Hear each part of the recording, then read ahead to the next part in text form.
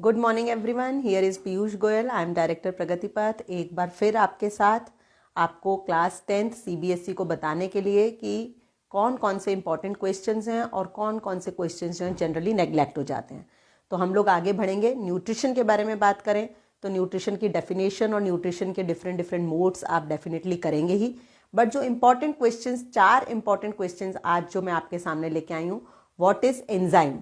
First of all, you need to prepare what is enzyme. Keyword which you will be mentioning here will be biocatalyst. This is given in your book. Secondly, जो हम बात कर रहे हैं nutrition के अंदर, जब आप कह रहे हो तो फूड का रिजर्व क्या है, प्लांट्स के अंदर किस फॉर्म में फूड रिजर्व रहता है और एनिमल्स के अंदर किस फॉर्म में फूड रिजर्व रहता है। तो starch will be the answer for plants and glycogen will be the answer for animals.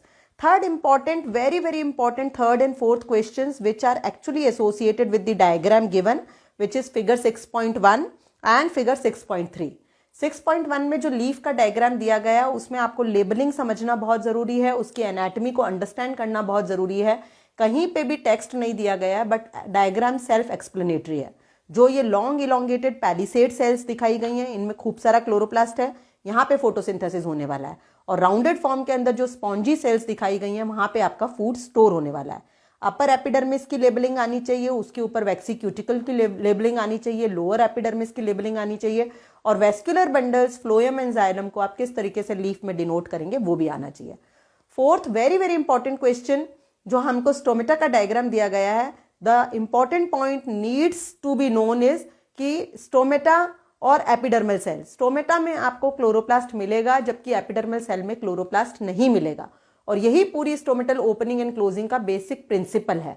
तो हमारे को एमसीक्यूज में 4 तरीके के चॉइसेस के साथ ये क्वेश्चन आएगा, डायग्राम दिया होगा तो हमेशा हमेशा आपको उसको करेक्ट चॉइस के अंदर लाना है जिसमें स्टोमेटा के अंदर क्लोरोप्लास्ट है और आपके स्टोमेटा की गार्ड सेल में बेसिकली क्लोरोप्लास्ट है और एपिडर्मल रीजन के अंदर क्लोरोप्लास्ट नहीं है, जिसकी वजह से डे में गार्ड सेल में खाना बनेगा, ऑस्मोटिक पोटेंशियल डिफर होगा, वाटर डेफिशिट होगा और पानी एपिडर्मल सेल से गार्ड सेल में आएगा और स्टोमेटा स्वेल हो जाएंगे। आप लोगों के लिए वो सारे क्वेश्चंस लेके क्लास 10th सीबीएसई जो कि कहीं ना कहीं ध्यान नहीं देने की वजह से कुछ नंबर हम गवा देते हैं, तो प्लीज़ पे अटेंशन।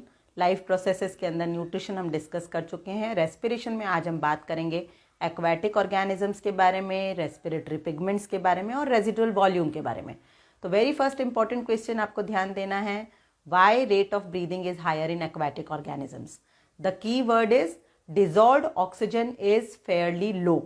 जो पानी के अंदर घुली हुई ऑक्सीजन है वो कम है तो definitely they need to respire fast. Second important thing is about residual volume. What is this, what is the significance?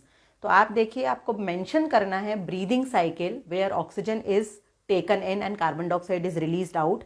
तो even after forceful expiration you find some oxygen is still left in the lungs. That is your residual volume. तो ये residual volume किस लिए होता है? So that in this breathing cycle lungs get time कि आप जो है जितना इनहेल कर रहे हो और कार्बन डाइऑक्साइड जो निकाल रहे हो तो उस बीच में कुछ टाइम मिल जाए, उसके लिए हमारा जो है ये रेजिडुअल वॉल्यूम हमें हेल्प करता है। Third and fourth very very important things around respiratory pigments कि ये पिगमेंट्स क्या होते हैं, वाई आर दे नीडेड। तो रेस्पिरेटरी पिगमेंट्स हम बात कर रहे हैं because of our larger body size only diffusion is not sufficient. हमने ऑक्सीजन को पहुंचा दिया लंग्स तक, कार्बन डाइऑक्साइड को लंग्स से हम लोग एक्सेल कर देंगे बाहर, बट लंग्स के बाद में because of our larger body size only diffusion is not sufficient कि वो हमारी हर सेल के पास में ऑक्सीजन को ले जाए, कार्बन डाइऑक्साइड को कलेक्ट कर ले। That is why respiratory pigments are needed. और haemoglobin which is present in our RBCs is respiratory pigment. इससे जुड़े हुए 2 क्वेश्चंस आएंगे कि ऑक्सीजन जो है वो रेस्पिरेटरी पिगमेंट हीमोग्लोबिन की वजह से कैरी हो रही है, ट्रांसपोर्ट हो रही है in the form of oxyhaemoglobin, जबकि कार्बन डाइऑक्साइड को हीमोग्लोबिन कैरी नहीं कर रहा है इतना सिग्निफिकेंटली। तो what is the reason why CO2 is not dependent on respiratory pigment? तो सिंपल आपको बताना है बिकॉज कार्बन डाइऑक्साइड की वाटर सॉल्युबिलिटी ऑक्सीजन के कंपैरिजन में बहुत ज्यादा है। That is why simply in the dissolved form it can travel while oxygen will be dependent upon। Class 10 CBSE के बच्चे जिनके लिए हम लेकर के आ रहे हैं वो सारे क्वेश्चंस जहां मार्क्स कट जाते हैं। आज हम लोग बात करेंगे ट्रांसपोर्टेशन इन ह्यूमन बींग्स की। और आज डिफिकल्ट क्वेश्चंस नहीं लेके आई हूं मैं, लेकिन मैं लेके आई हूं वो क्वेश्चन जो डेफिनेटली आपको एग्जाम में मिलेगा, which is functioning of heart. और अक्सर मैंने देखा है पिछले 20-22 साल में कि बच्चे फंक्शनिंग ऑफ हार्ट समझाते समय कई बार कंफ्यूज हो जाते हैं। तो आज मैं आपको जस्ट टिप्स देने वाली हूँ, very very important 3 tips just in 1 minute, जिससे कि आपका एक भी क्वेश्चन हार्ट की फंक्शनिंग को लेके गलत नहीं हो सकता। तो सबसे पहला पॉइंट जो हमें याद रखना है, जब हम 4 चेम्बर स्ट्रक्चर कहते हैं तो auricles and ventricles, left hand side के अंदर हमेशा हमारा ऑक्सीजनेटेड ब्लड फ्लो करेगा, राइट हैंड साइड के अंदर हमेशा हमारा डीऑक्सीजनेटेड ब्लड फ्लो करेगा। Second very very important point two understand, जो भी ब्लड वेसल हार्ट से दूर जाएगी वो हमेशा और हमेशा आर्टरी होगी, और जो भी ब्लड वेसल हार्ट के पास आएगी वो हमेशा वेन होगी। This concept is generally taken in a wrong manner. कोई ऑक्सीजन कैरी कर रही है या ऑक्सीजन कैरी नहीं कर रही है, इससे मतलब नहीं है। If the blood vessel going away from the heart, A for away, A for artery, तो वो आर्टरी ही होगी। जो हार्ट के पास आएगी वो वेन ही होगी। और third very very important concept आप समझ गए कि हार्ट के पास में जो ब्लड वेसल आएगी वो हमेशा ऑरिकल्स के थ्रू आएगी, ऑरिकल्स से ही एंटर होगी। एंट्री पॉइंट ऑरिकल है, और जो ब्लड वेसल निकलेगी, यानी निकलेगी कौन सी, आर्टरीज निकलेंगी, और वो हमेशा और हमेशा कहां से निकलेंगी, वेंट्रिकल से निकलेंगी। तो ओनली विद दीज 3 कॉन्सेप्ट्स। और आप देखिए लंग्स के पास में हम बात करेंगे। लंग से एक ब्लड वेसल जो लेफ्ट हैंड साइड में आएगी, ऑब्वियसली वो हार्ट के पास आ रही है, और लंग से आ रही है यानी प्योर ऑक्सीजन लेके आ रही है, हार्ट के पास आ रही है तो वेन होगी, लंग से आ रही है तो पल्मोनरी वेन होगी, और कहां पे एंटर होगी, ऑरिकल में एंटर होगी। वेंट्रिकल में जाएगी, वेंट्रिकल से निकलने वाली हमेशा ही आर्टरी होती है, this biggest one will be aorta. ये वेरियस बॉडी पार्ट्स के पास में ऑक्सीजन को ले जाएगी।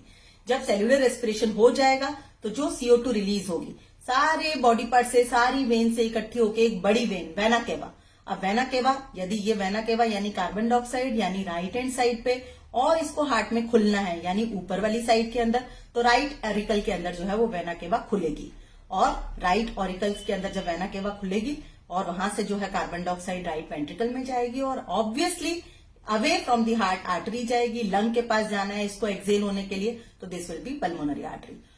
पूरा ऊपर की तरफ देखेंगे, यहां से पल्मोनरी वेन, यहां से वेना केवा। नीचे की तरफ देखेंगे, यहां से अओर्टा और यहां से pulmonary artery. That's it. Class 10 CBSE के बच्चों के लिए कुछ इंपॉर्टेंट क्वेश्चंस, इंपॉर्टेंट टिप्स लेकर के, ताकि आप 90 से 95 पे पहुंच सकें और 95 से 100 टच कर सकें। तो कल हमने हार्ट की फंक्शनिंग के बारे में बात की, आज हम बात करेंगे एक्सक्रीटरी सिस्टम इन ह्यूमंस की, दैट इज किडनी की फंक्शनिंग के बारे में। तो पूरा एक्सक्रीटरी सिस्टम के अंदर जो फिगर 6.13 आपकी बुक में दिया है, definitely you will be able to do this, you will find a few questions from this. जो बात मैं आपको आज बताना चाह रही हूँ इस वीडियो के थ्रू, किडनी की यूनिट है वो नेफ्रॉन है, और नेफ्रॉन के स्ट्रक्चर का कहीं भी डिस्क्रिप्शन नहीं दिया है NCERT ने, बट आपका फिगर 6.14 सेल्फ एक्सप्लेनेटरी है, and you must know about Bowman's capsule, glomerulus, आपको PCT, DCT और हैनलेज लूप के बारे में पता ही होना चाहिए, और आपको कलेक्टिंग ट्यूब्यूल का आइडिया होना चाहिए। फिर एक बड़े क्वेश्चन में आपको मिलेगा हाउ इज यूरिन फॉर्म्ड। 3 की points, ultra filtration, selective reabsorption and secretion आपको पता होना चाहिए। क्विकली इन कॉन्सेप्ट्स को समझें तो किडनी के अंदर, नेफ्रॉन के अंदर अल्ट्रा फिल्ट्रेशन एक क्रूड लेवल फिल्ट्रेशन है, जिसमें इनिशियल फिल्ट्रेट जो PCT में आ गया, जो अल्टीमेटली आपके यूरिनरी ब्लैडर में जाकर के आप जिसको रिलीज करने वाले हैं। लेकिन यदि ये एक सही तरीके का फिल्ट्रेशन होता तो इसके बाद किसी भी प्रोसेस की जरूरत नहीं थी, बट अल्ट्रा फिल्ट्रेशन एक क्रूड फिल्ट्रेशन है, और इसमें 2 प्रॉब्लम्स रह गई हैं। PCT के अंदर जो सारा का सारा वेस्ट आना चाहिए था, बट PCT के अंदर अभी वेस्ट के साथ में बहुत सारा ग्लूकोज आ गया है, अमाइनो एसिड्स आ गए हैं, सॉल्ट्स आ गए हैं, जो बॉडी एक्सक्रीट आउट करना नहीं चाहती। Same is the case, body जिनको एक्सक्रीट करना चाहती थी, सम टॉक्सिन्स, यूरिया, वो अभी भी आपके ब्लड में रह गया है।